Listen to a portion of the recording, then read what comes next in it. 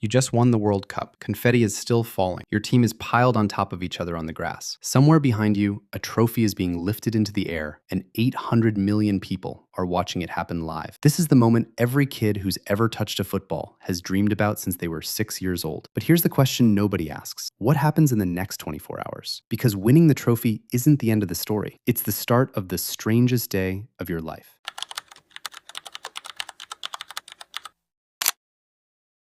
The whistle blows. For a full 3 seconds, nothing happens. Players just stand there, hands on their heads, like their bodies haven't caught up with what their brains just heard. Then it hits. Grown men, some of the toughest athletes on the planet, collapse to their knees and cry in front of 1 billion people. Not because they're sad, because 4 years, sometimes a whole career, of pressure just left their body all at once. Managers who spent the entire match screaming instructions suddenly forget every tactic they know. They just run. And somewhere in the stands, a coaching staff member is already being told, "The trophy presentation starts in 6 minutes." Because even in the most emotional moment of these players' lives, television has a schedule to keep.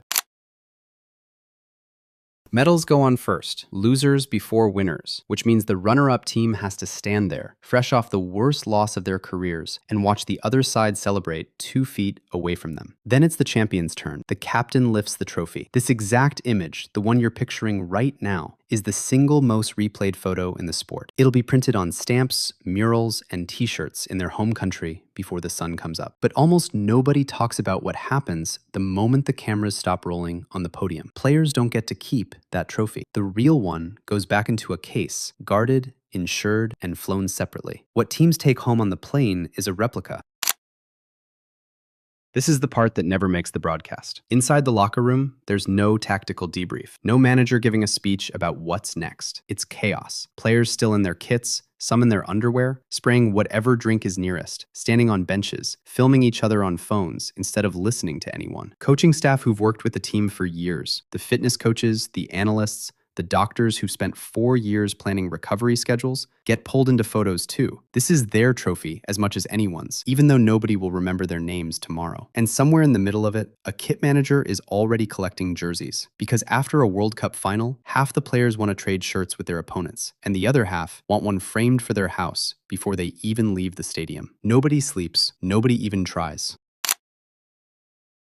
The team boards a flight home, and this is where things get genuinely strange. Players who are usually asleep before takeoff on any normal flight are still buzzing. The trophy, or its stand-in replica, gets its own seat, sometimes literally buckled in next to a staff member whose entire job for the next 12 hours is, "Don't let go of this." After the 2022 final, Argentina's celebrations became a case study in how a country can just stop functioning for several days. Businesses closed, streets filled with millions of people before the team had even landed. What was supposed to be a routine victory parade turned into one of the largest peaceful gatherings in the country's history. Because for one entire country, this wasn't sport anymore. It was identity. The players didn't know any of that was waiting for them yet. They were still somewhere over the ocean, going over highlights on someone's phone for the 40th time.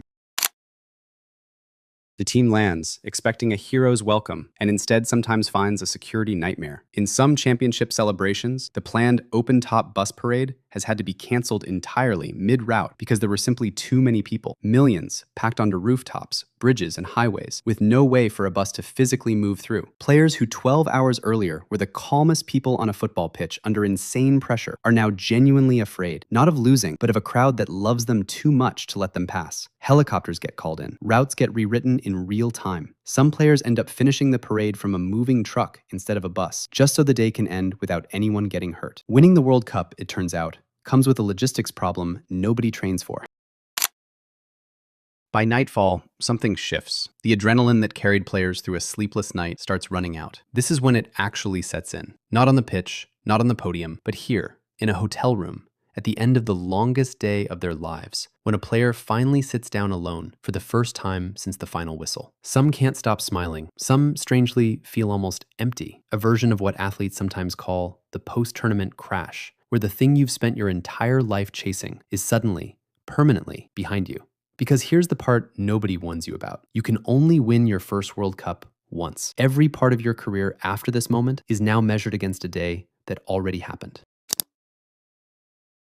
And then life just continues. Phones don't stop buzzing, sponsorship offers start arriving before breakfast, hometowns start planning statues, kids born that week get named after players. Somewhere, a museum is already building a display case. But for the players themselves, the strangest part is this. In a few weeks, they go back to their club teams. Same training ground, same teammates who didn't win it, same 7 a.m. alarm. The World Cup winner still has to show up to training on a rainy Tuesday morning, same as everyone else. Except now, forever, when someone introduces them, there's a new sentence attached to their name, World Cup champion. That sentence never goes away, not in interviews, not in obituaries, not in history books. So you just won the World Cup, the whistle blew, the trophy got lifted, millions of people flooded the streets for a party you didn't plan and couldn't control. And by the next morning, you're already a different person, walking through the same ordinary world. The scoreline says 90 minutes, but the day that actually changes your life, that's the 24 hours after.